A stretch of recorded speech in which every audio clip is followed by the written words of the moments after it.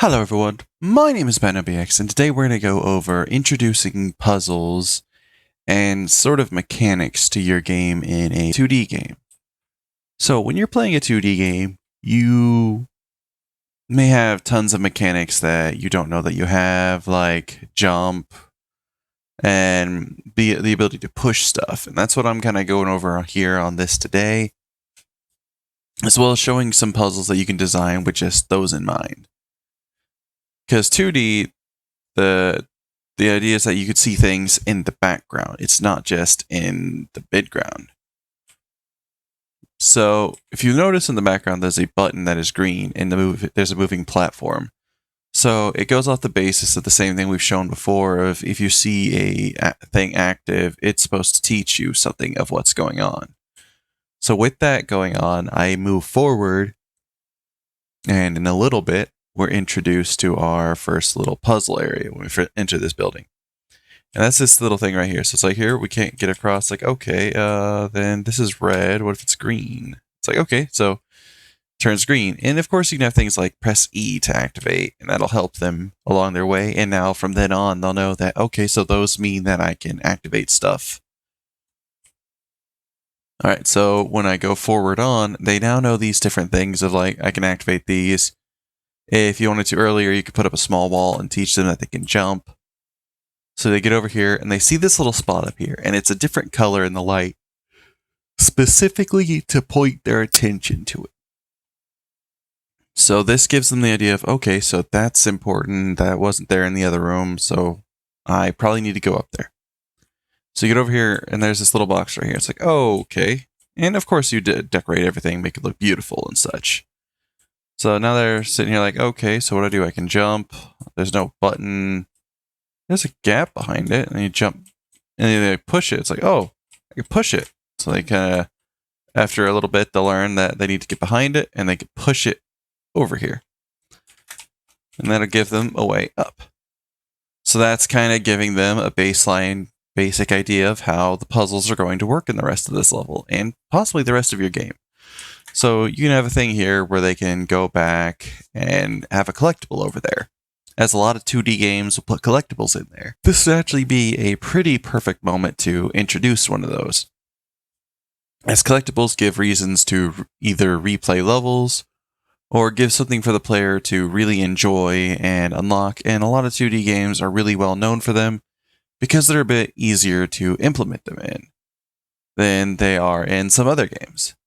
Don't get me wrong, 3D, they are very simple to implement as well, but sometimes it can be a bit harder to figure out where to place them, as you have to find multiple different avenues, as you have way more areas to access. So with this, I can go over here and I'm introduced to a new puzzle. So it's like, okay, so I can hit buttons, I can move objects. This sort of seems out of place. Of course, I'd fix it up, make it look better, find how I want to do it. But for the previs and everything, this works well. So when I jump over into this, it knocks it over and it creates a path. So it's like, okay, so now I've created a path. I can use this to go forward, and I get onto this other roof. Of course, you need more background. It comes over here. It's like, okay, so I have another box here, and I have a platform. Oh, okay, that wasn't supposed to happen. That was weird. I have a whole platform here. Okay, so what do I do? Well, if you paid attention earlier in the level, there's a slanted roof in the building at the end of the moving platform. And that's to indicate that the button is up here at this moving platform. I have this slant. So I take this cube, use the information they gathered from the earlier puzzle, bring it back over, jump up, and I come over here and hit the button. Well, then you might be wondering, okay, so isn't that just the same puzzle? Not necessarily. When they get over here, they're like, oh, okay, I can't jump up on here. This one is set up specifically so they have to go back, grab the cube a second time. This one is laying exactly in the spot in order to block the cube, but allow it to be jumped over, come over and collect it again. To bring it over, and it's on a flat surface, so we can just glide right across onto the platform and down here. With this over here, I can now access my way up to the other roof and get in. So when you come on down here, there's a few things that could be introduced. You could set a few things to lift that up. The idea was originally to have it break and fall down when you step on it, but I haven't had the time to set that up just yet. But yeah, I wanted to go over this because puzzles can be rather important to a lot of 2D games, and I also had a few people asking about how to implement them. So I really wanted to go over how you can go about showing how they work and then really implementing them into a project. Because you could take this into multiple different ways, the same way I do with the cube over here, and have it slide around. I can also make it to where it works by sliding onto a button using event begin overlap. When the item is overlapping with the button, it presses down and it activates something. But when the player steps on it, it presses down, activates, but when they step off of it, it deactivates and it recancels. So if you learn, this is a very important tool that is used in the Portal games, actually. So yeah, we used a lot of different little tools here. If we really wanted to, we could actually right here kind of hide the rest of this area just by simply growing the cube grid a little bit, and that'll prevent the player from going any further back. So yeah, with all that, we went through how to teach the player how to play the game and much more. And there's so much more you can do with the background. Like, it doesn't have to work just like this. And there's many, many different ways you can go about these little tasks and such. But yeah, the idea is to teach the player that physics works, so this window happens, and then you've already learned that you can slide the box back to get to places. So we take the box, we slide it back to get up here to hit the same button that we used before in order to activate the next part. But now we have to use our knowledge from all of it put together to slide the cube back forward and get to the next area. And everything is designed in this small little area so the camera fits near perfectly and going across everything. One thing I'll point out is that the camera is just close enough to reach the character, make everything look nice, but my walls are too far back. So how I can easily fix that is to go by and actually just shrink the walls a little bit, just off the basis of the edge. And I can really take this and go across. So I go forward and I can go backwards to it.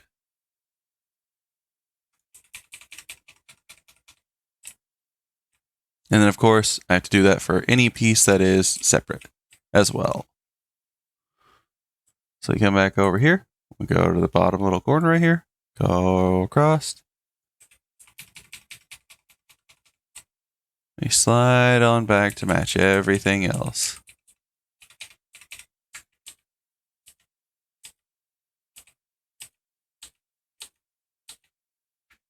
About there should do it. And now let's test again. So when we play through, instead of it facing into the wall, if I've done it right, it should be close enough that it kind of hits this little flat spot right here, which could give a nice little transition between areas. Of course, you can make it a little bit thinner if you want to, but you don't have to. And really, if we wanted to, we could actually take this piece and really go a bit different with this route. And to do that, all we would have to do is take a moving platform, create a timeline, and bring it down. And if we do it right, we'd create an elevator. And in 2D games, elevators work really well because you actually get to see the player go up and down. And it can actually work really well if you set it up to go for a little while as a level buffer to switch between your levels as long as you have the next level start in an elevator. So yeah, it's not the most wild and technical, but I wanted to go ahead and go over this, like I said, because I've been asked about this a few times. And I've been super busy with things outside of videos. that I haven't been able to do anything crazy. And other things like right here, if you're making games like Little Nightmares, you can actually take this a step further. And if it's kind of horrifying in a way, you actually bring this down and kind of create a little light right across here. Make it brighter than the area above. Slide it away from the wall so it feels less inviting. Maybe change the angle and increase the length. And then blast it a little bit more. Raise the attenuation. And then change that color to something ominous.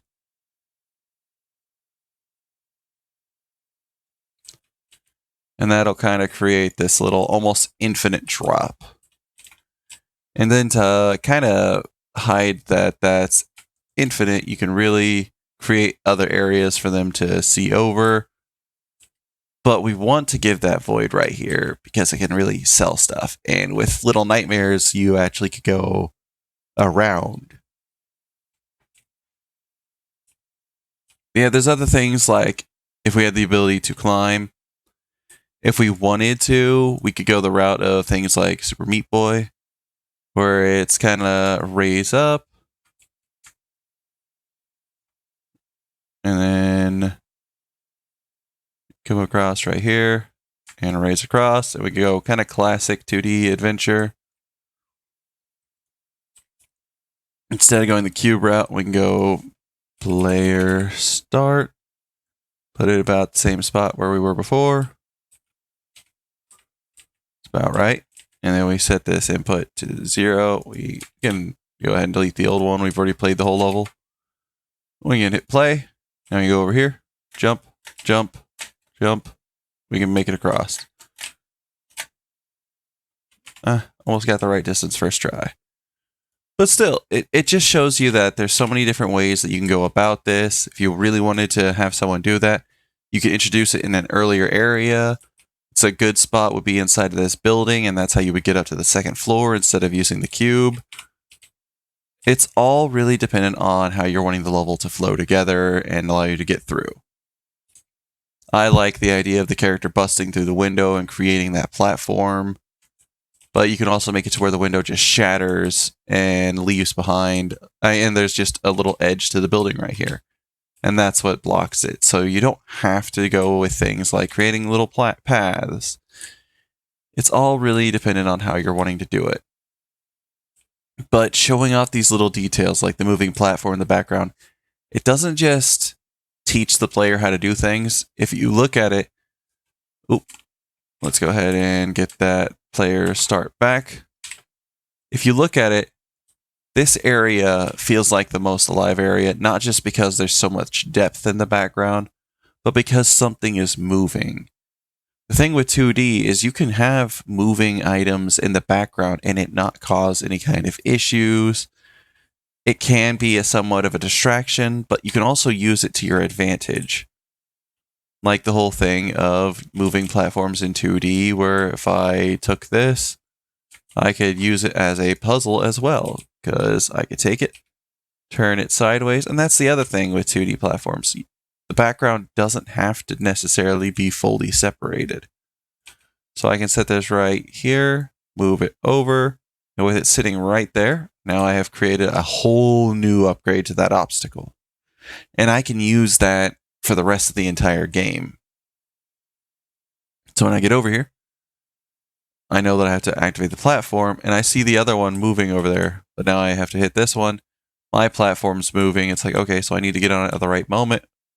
Or when it goes back, it will just knock me off.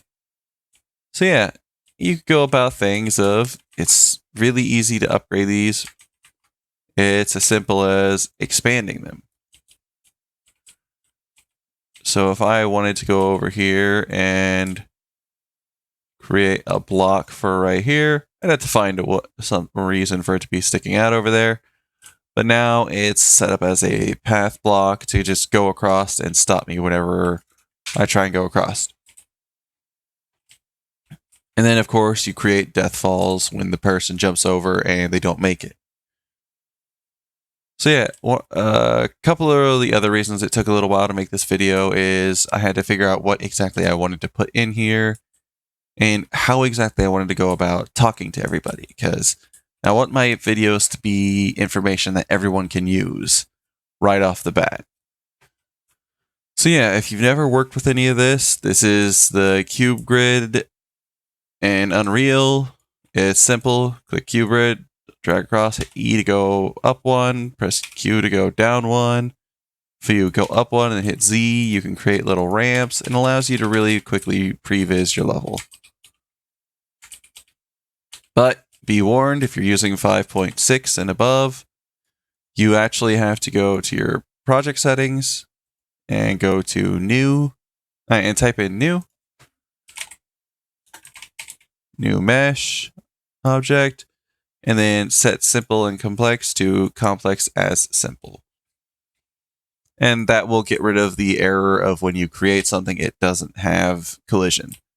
As for the 2D character, if you are in Unreal, you can go ahead and launch 5.6.1, and you can go down to games.